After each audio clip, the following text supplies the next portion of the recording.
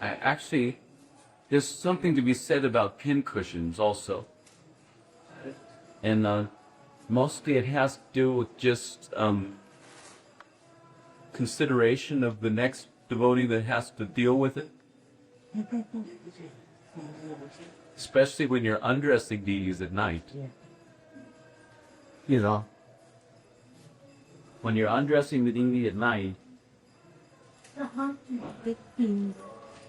yeah, it's hard for everybody to see without actually. Maybe it's better to come. Yeah, just come out. I think everybody should come out. Yeah.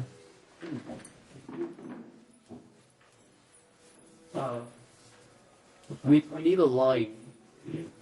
Need a line way across. Yeah, going across the top And going coming there.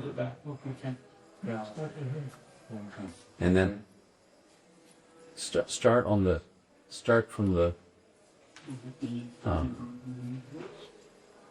pointed side. The pin should go with the head outward in the point in. Then start from the pointed side and do like a figure 8, like this, two or three times. You see that? And then push the pin in. And make sure when you push the pin in that it doesn't, that kind of locks it. You push the pin into the head and jams up against the figure 8. And then this is short enough, but sometimes something to remember is that sometimes if the string is extra long, let's see, this is the long string. You need a long string usually for string the garland, because sometimes if you're gonna swing the garland, then you also want to swing the jewelry. So you want to catch the garland, and then in order to get the jewelry going in the same direction, if you're going to do this, then you can pull up a few strands of jewels with the same string. But in any case, from wrapping it around pins and this and that, and it ends up looking like a piece of spaghetti coming off of the, off the cloth or whatever, that's a no-no. The camera sees that kind of thing, so you should always dress as if the picture of your deity is going to be circulated worldwide, and everyone's going to see, what kind of fools we are, by leaving unsightly things like that, hangings, pieces of spaghetti hanging. So if there's any like when you're using a line for the garland, then when you get to the end of it, you have to push the end of the string inside, behind. So similarly, when you're hanging anything, whether it's the dhoti, or whether it's a chadar, or whether it's Radharani's veil or dress or whatever, that if there's extra string left over, then the best thing to do is to pull the string up behind, and you have to use another pin usually, and just pin it so that it doesn't flop down. That way it looks clean. The whole thing should look very clean. You want as little distraction as possible, and it's best to use as little strings as possible. The least strings, the better. But you have to do the needful. So sometimes you have to use a few strings. So you don't want to be too shy about using strings. But you should keep in mind another point to remember is that it's always best is Radha and Krishna's yugal, Milan, that kind of mood, because they are having that relationship, so they can be attached to each other. But Gaur Nitai shouldn't be attached to each other. Oh. It's not that you should pin the dhotis together and stuff like that. It shouldn't be done. What about pinning its setters? Huh? Yeah, shouldn't be done. No, they should be independent. At least that's the instruction I remember from the very beginning of my training. Chaitanya Chakravarti does it all the time. And also, as far as Gaura-Nitāya is concerned, their crowns, you can remember, they usually use these like mango crowns, huh? So this is what you have to remember on Gaura-Nitāya. See this? The crown is going this way in. Gaura's crown is going toward Nityananda, and Nitya's crown is going toward. You just hold your fist up, and you'll remember which way the mango should be going. That's the standard for Gaura-Nitāya worship. They shouldn't be going the other way. Anyway, these are other topics of discussion, but maybe in the future we'll have some Gaura-Nitāya deities and maybe some other deities also, so that we because like I was hearing when they were introducing themselves that most of them are not actually worshiping Radha and Krishna. You know, many of them have the Gaura-Nitāya or Jagannath like that. So, but anyway, these are still some basic ideas that you can apply to any deity worship. And as far as the Gaudiya Sampradaya is concerned, in the matter of turbans or crowns for Krishna, at least this is what I've learned from the jewelers in Vrindavan, which I assume they know what they're talking about. They say that in the Gaudiya Sampradaya, in the Parakya Ras, the gold mukut, that's the round mukut. And Krishna's a cocky kind of guy, so he's not straight up and down like Narayan. He doesn't have a peacock feather boinking off the top of his head, you know, or everything straight up and down. He's a little tilty, you know. He's a cookie, you know, kind of guy. So he has, as Karma Chaitanya was saying, an asymmetrical, you know, aspect to his appearance, and a lot of that is seen in the way that the turban is being decorated. So this gold mukut, or the large piece, is usually a large piece and a small piece. So the large piece, when there is a large piece and small piece, large piece will be going toward Radharani.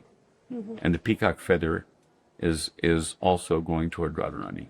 Peacock fan may be on one side, but there should always be a peacock feather, so that, because as far as I remember, I can't remember where I read it, you know, sorry to say, but I remember that Chandradev became the ankle bracelets, and Suryadev became the peacock feather, in order to have the opportunity to always see the feet of Krishna.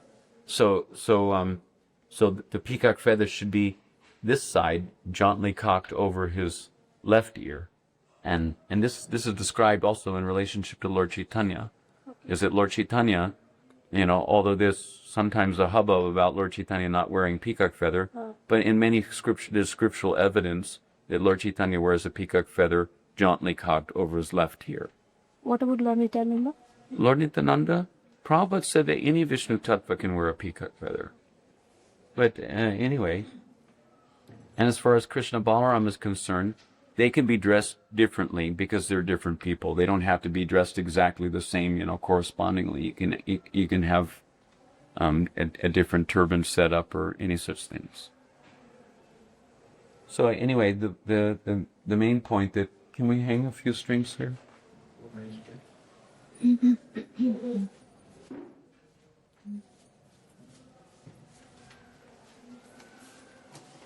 Oh, so here, the thing about the pin cushions that I wanted to make, the point I wanted to make about pin cushions, is that usually you have big pins and small pins.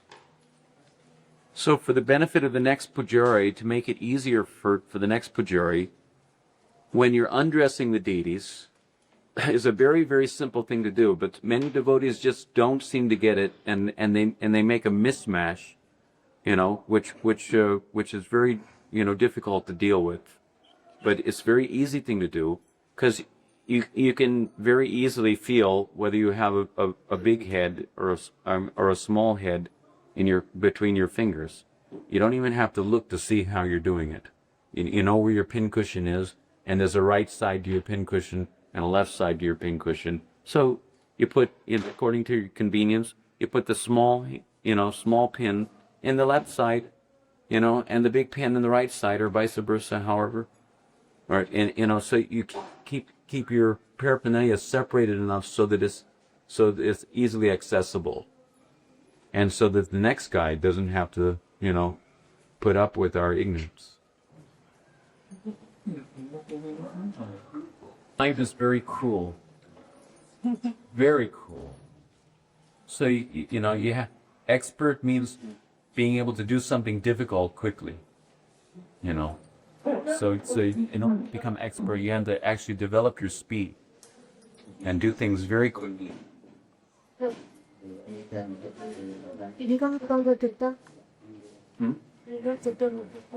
No, I wasn't going to actually. You missed this time. Also, the thing is, we need on Radharani's side, we need extra lines here. Like on Radha Madhav's altar is so huge and big that you can't get lines from different directions. But if you have a smaller altar set up like this, then you can bring it down lower.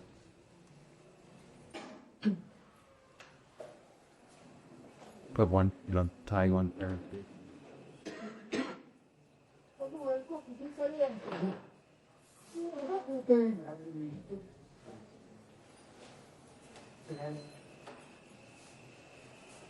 See, I never use a... See what happens... This is a good example of what happens if you use a line from the top. Everything goes... So I prefer that instead of having everything look like, looks like she's flying up somewhere or something, So it's best to have... Let's have... I need some string. I need 2 strings. I always take it from on the lower angle so that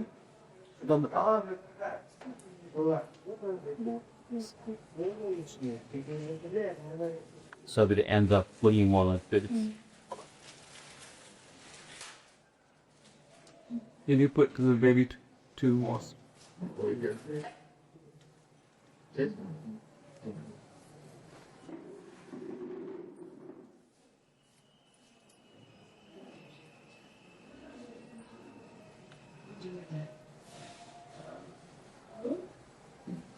And usually also in Govinda Lilamrita, the statement about how Krishna experiences ecstasy, and the reason why his foot is coming over like this is because he wants to touch Radharani's dress with his feet. So it says that he experiences great ecstasy when he touches her dress like that with her feet. So I usually have to hold it up there with, this one's not so bad, but you have to hold it up there with a piece of blue tack, put some blue tack. Another thing about blue tack, which is important, is that you should always remember that blue tack has a tendency to collect dirt over time. So, if ever you have to use blue tack to put on any jewelry or in any way for anything, especially when it's related to the cloth, Pujari has to be very, very, very thoughtful to remove the blue tack with each time that you dress or undress the deities. You don't want to have, like, what I see happening a lot, unfortunately, is that mindless devotees, they have a tendency to leave all the blue tack here and there, and just like even right here, there's a little piece of blue tack here. You see? So it makes it look smudgy, and you may be able to cover it, but it may get to the point where you're not going to be able to uncover it. And why would you want Radharani to have blue tack all over her cloth anyway? So it's a very easy thing to do, and you take a bigger piece of blue tack, make sure that it's kind of sticky, and then press it on the wherever the blue tack is located, and like dab it off, pull it off. You have to pull it off so that it's very important.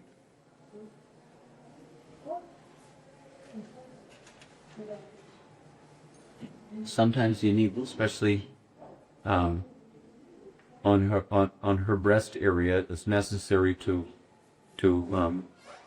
in order to keep the necklace from rolling off the side. You may have to use a little glue tack on the outer. So you're gonna use pins then? Well, no, not on the jewelry. No pins. But on the garland, at least Ram Bhadra, his idea was that, and I use that idea, although it's a little risky, because it's so close to her breast, but if you learn the technique, then there's no problem. Like you can take a pin from here and use a bigger pin. And you have to just catch the cloth like this down here, so that, and put it through into a flower, like the back of the flower, so that the garland doesn't roll off to the side. Like that, because generally for the public, you don't want to expose Radharani too much. That's why she usually, because in most pictures you will see, if Radharani's wearing a choli, she's not wearing a full blouse, you know. So, but for the public, just to keep the, you know, the lust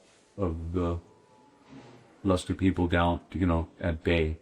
So then we have to cover them, you know, significantly. So then you put a little blue tack here, but then make sure the blue tack comes off. Well, make sure, you know, whoever's undressing at night should be mindful, because there's two aspects of dressing the deity, and that's one is dressing and the other is undressing. Actually, if you have the opportunity to undress deities who are being dressed by more experienced people, you can learn a lot of that also. Just by singing, you can, because you have to undo what they did, and then you can figure out what they've done. And probably the best way is when you, because right now we're going through step by step, you know, and we're only going to be able to show you a little something. But if you have the opportunity, you know, I don't know how many of you will have the opportunity. I mean, this is why we're having it here now.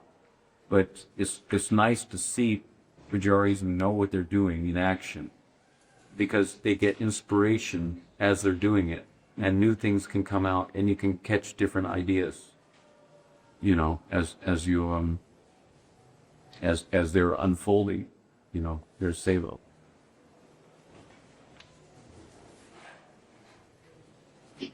Okay, so Boya stream.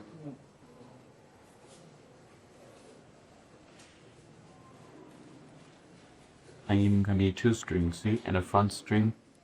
So the back string I use for the general idea is back strings are for things in the back, and front strings are for things in the front. So here I'm gonna pull it out like that.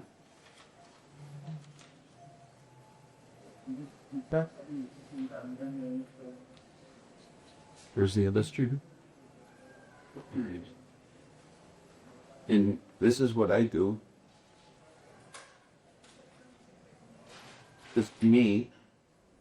This looks kind of like a little floppy, you know? So I use this is a little short, but I use a second one to pull this front out a little like this, so that her whole dress can look like it's swishing, you know, like that.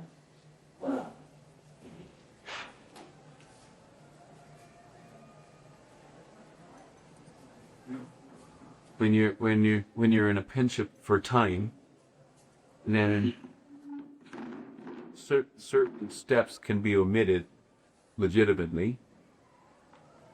And one thing about this is another point, which is a good thing to demonstrate here, is see how it's pinned like that.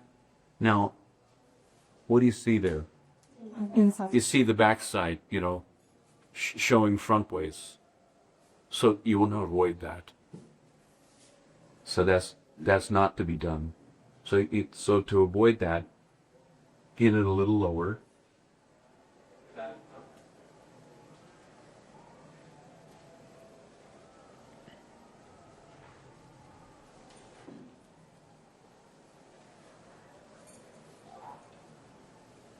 That's better.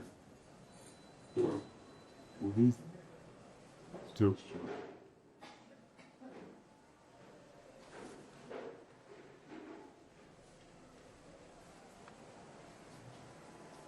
And you have to check sometimes. You have to get down to look to see whether you see it, because sometimes from this angle, you're not going to see what the back is showing, because this is blocking it. So then you might have to check. Did you put the pin on horizon or vertical? No, it's going toward the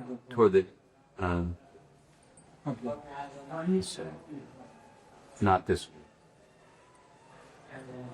See, from out. How to? But most pujaris do all the pinning, the very last, based on time and whatnot, or do you merely do you see a lot of pujaris doing the pinning before all the jewelry? It should be done before. Yeah, what you do is first you pin the claw. Aside from her ankle bells and her, so because you don't want, once you pin the cloth, say this the point, once you pin the cloth, you don't want to have to go under here, to mess everything up. So first you pin the cloth. Even sometimes, see, if the dress is longer, you can even bring some extra around, so that it looks like she's twirling. We can maybe demonstrate that in another day or so. But for now, we're just in the middle. Okay. So shredder.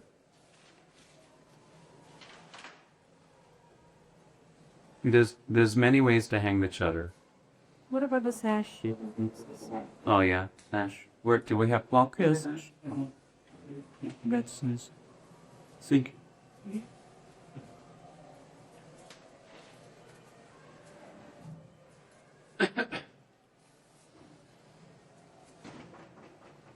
Depending on what kind of material the sash is made out of, this is a little stiff, so you can do things with this that you may not be able to do with other these.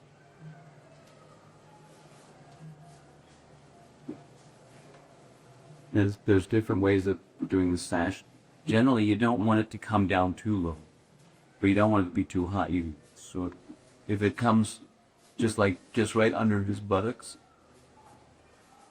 a little bit, maybe just a little below the buttocks, like that, but not way down close to his knee.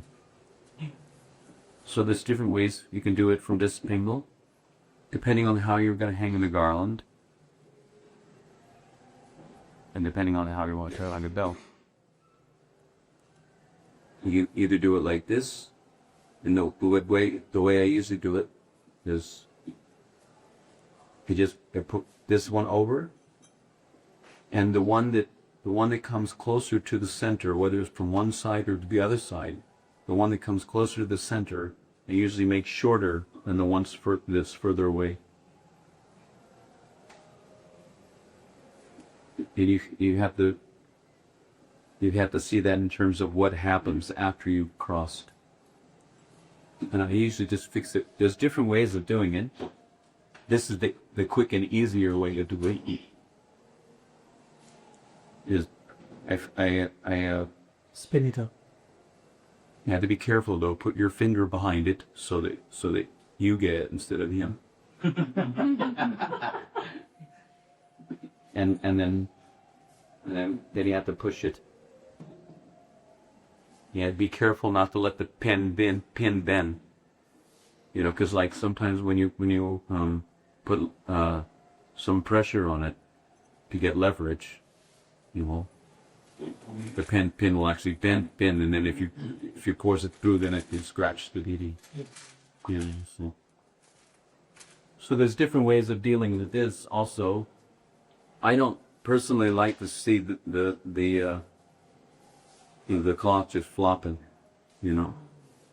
But either there's ways of fanning it out a little like this, or you can gather together and like give it a little. This is an interesting thing to see, though. How to do this? You're gonna have to come closer with this. Make it look like it's kind of like ruffling. You have to take it like this, bunch it together a little. There's different ways of doing it. Tight is kind of nice though, because it gives you can do it loosely or you can do it tight. Sometimes tight is nice because it allows the dhoti to be seen more. If it's a big piece of cloth and it's done really loose, then it can cover a lot of his form. So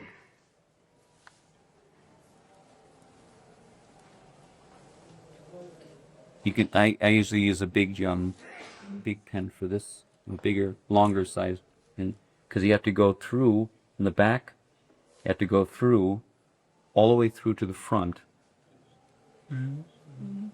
And sometimes just before the front, like see here, but you have to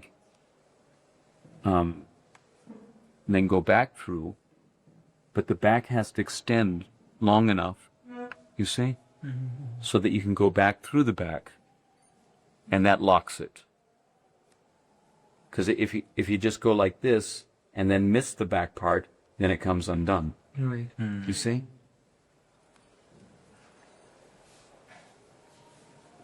So you pull this down a little further and come like this,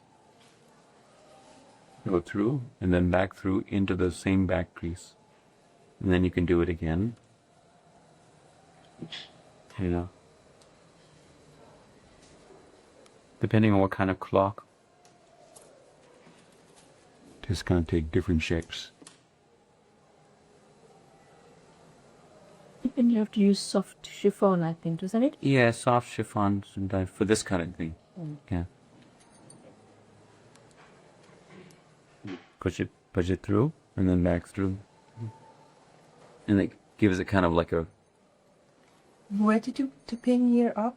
Like where and in which direction? No, Like yeah, some- depending on which side. Here, no, here on the Yeah, on yeah. this part. Here, because it's on this side, it goes in that direction. If it's on this side, it goes in that direction. See, so Oh, and the point is there. yeah, see, so this is crossed over, and put your pin through till it touches your finger, and then push. You have to push out to get the pin to go this direction, because otherwise, if you don't push out, it's going toward the deity. So push out a little, and it makes it easier to redirect the pin outward, so that it comes out through. See it's coming through, but you don't want to see it coming through. So, but once it's come through, then you back it up a little bit and let it go behind the first layer, so that the first layer cloth is covering. See?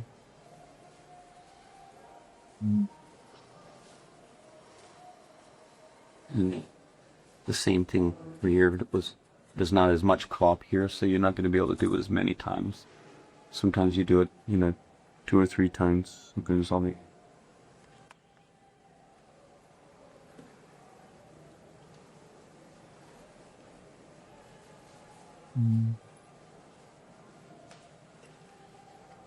Anyway, there's different things to do. Let's show a few things. Like keeping it so that it moves round. And so,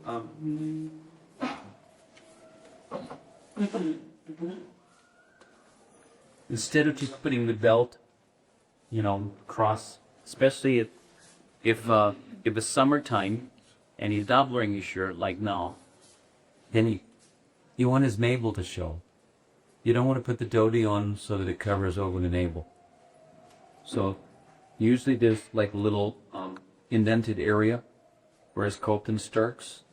So then you You put the let the dhoti follow that indented area instead of putting it around his waist. You know, so that's showing, and that can be done so in such a way that it's looking a little round, and because Sham has this hip action, you know, like this.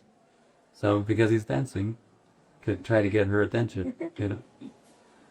He has to work hard.